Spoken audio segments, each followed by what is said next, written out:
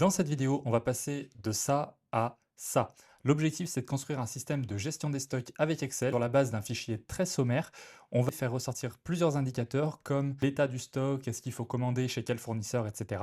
Cette vidéo se divise en trois parties. Si vous n'avez pas vu les deux premières, je vous invite à aller les voir parce qu'on calcule déjà des indicateurs pour permettre d'arriver à cette vidéo-là. Cette vidéo peut être regardée indépendamment, mais n'hésitez pas à aller voir pour voir l'ensemble de ce qui a été fait sur ce fichier-là. Ce qu'on va faire dans cette vidéo, c'est s'occuper d'aller rechercher le nombre de références à commander pour chaque famille de références, puis le montant de la commande d'une famille, des nombres de références. En fait, on va utiliser beaucoup nombre.si.ensemble, somme.si.ensemble, et surtout à la fin, on fera également la logique de double filtre, donc la fonction filtre utilisée avec deux arguments différents pour voir comment est-ce qu'on peut arriver à faire ressortir ici la liste des références à commander par fournisseur. On va commencer par les références à commander par famille, et là, je veux savoir combien de références j'ai à commander pour la famille quincaillerie. On va devoir utiliser la fonction nombre.si.ensemble. Donc NB, ça permet de compter, et en fait, je vais lui appliquer plusieurs critères. Le premier critère, c'est quelle famille, c'est-à-dire la quincaillerie, et le second critère, il faut que ce soit à commander. On va commencer par le critère de la famille. Alors, je vais choisir ici ma colonne B, qui est la plage de mon critère, et ensuite, je vais lui appliquer quincaillerie, que j'ai ici.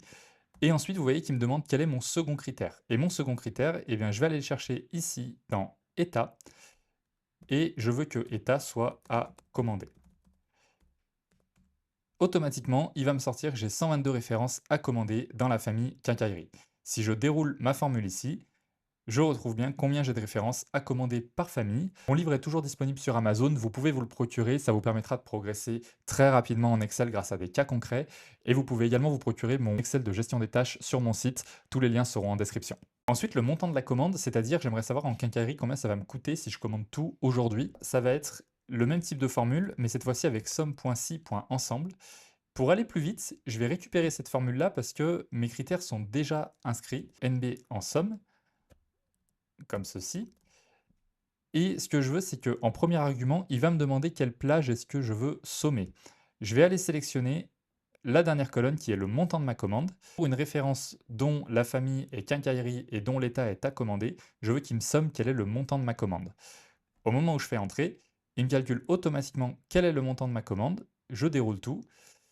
Et là, on peut voir en bas que j'ai un total de 202 752 € de commandes. Si je vais ici, j'avais calculé dans une vidéo précédente combien j'avais au total à commander.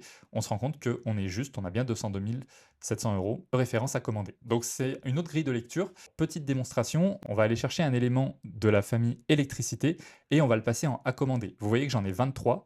Donc je vais aller chercher une électricité par ici, voilà, électricité. Et admettons que de 89, j'en ai plus que 10. Normalement, mon tableau se met bien à jour parce que les formules permettent de faire suivre. Vous voyez que j'en ai maintenant 24 à commander et mon montant a également augmenté. La prochaine action qu'on va réaliser, c'est trouver le nombre de références à commander par fournisseur, le montant de la commande par fournisseur. Là, ça va nous permettre d'avoir une visu un petit peu plus. Au moment où je veux passer ma commande, je veux savoir chez qui je dois la passer, tout simplement. Donc, je veux savoir combien j'ai de références à commander par fournisseur. On va utiliser la même fonction que tout à l'heure, c'est-à-dire nb.si.ensemble. Mon premier critère, c'est mon fournisseur, que je sélectionne ici et que je vais ensuite sélectionner juste ici. Mon second critère, ça sera le fait que ce soit à commander, comme plus tôt. Donc je vais aller dans état, point virgule, à commander. Donc j'ai 31 références à commander chez ce fournisseur. Je vais étirer ma formule et là on va voir que j'ai un problème parce qu'il m'affiche 0 à chaque fois. Le problème, c'est que les colonnes de recherche sont étirées en même temps que ma formule. Donc, je vais devoir verrouiller certaines formules. Alors ici, par exemple, H, eh ben, je vais toujours rechercher dans la colonne H et je vais toujours rechercher dans la colonne F. Donc, pour faire ça, je vais mettre des dollars avant mes lettres. Hop, comme ceci, voilà. Et au moment où je vais étirer ma formule, tous les nombres vont bien suivre comme prévu.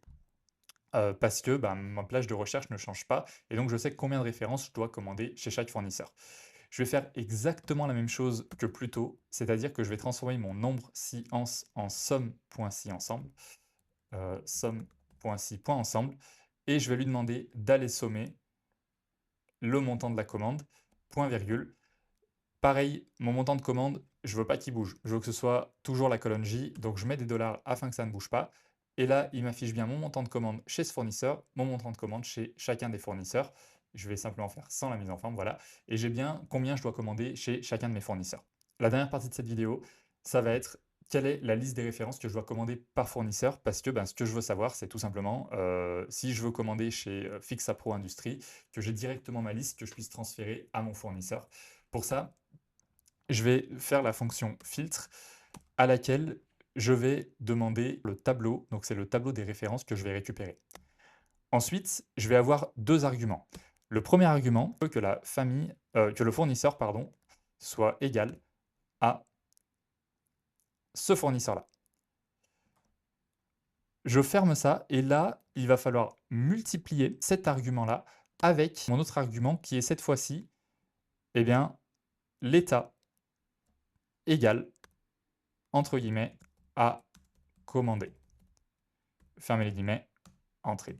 Il me propose d'ajouter une parenthèse et donc j'ai bien tout ce que je dois commander chez Fixapro Industrie.